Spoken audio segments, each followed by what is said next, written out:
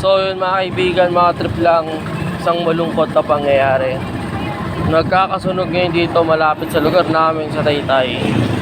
At maraming kalsada ang mga nakaharang ngayon o inaharangan para hindi makalapit ang mga tao. Pero hindi sapat yun dahil mga Pilipino ay makukulit. Isa na tayo doon at tayo lumapit bahagya sa lugar na pinaggaganapan ng sunog. Ang sunog nga pala sa Taytay na pinuntahan natin ay napakalakas na mga kaibigan. Kanina pa itong alas 4 ng hapon nag-umpisa pero hanggang ngayon anong oras na? Lagpas alas 9 na mga kaibigan. Mga katrip lang, lagpas alas 9 na, susunog pa rin.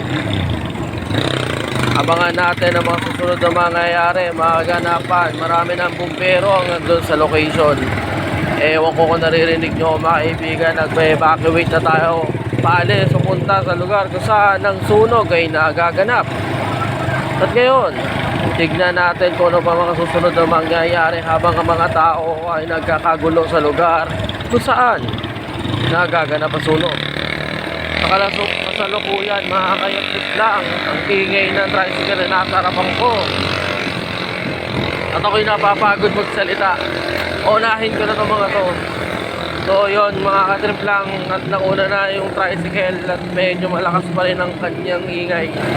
Maraming mga kababayan ko ang taga-Taytay nagiinuman, childang, at samantalang yung mga kabataan nagkakagulo doon sa lugar kung saan nagaganap ang sunog. Maraming mga kapitbahay ko ang mga hindi mapakali. Hindi sila mapakali at dahil nangangamba na baka lumakad ang apoy. Lumakad ang apoy at matupok ang kanilang mga bahay. Sa ngayon, ginagawa na ng mga opisyales ang kanilang mga ginagawa, lalo na mga bumbero, mga barangay tanod, mga pulis na inaharangan ng mga lugar ng kalsada na pwedeng daanan ng mga bumbero para mapula ang apoy. Itim na siya. Ayun. Itim na siya. Kahit dito sa lugar namin nakikita yung apoy.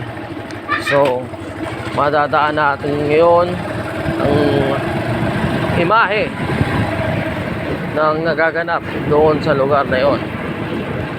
May bahagyan nating ililipat o ititilt ang ating camera. Kita ba rito? Makikunan mo.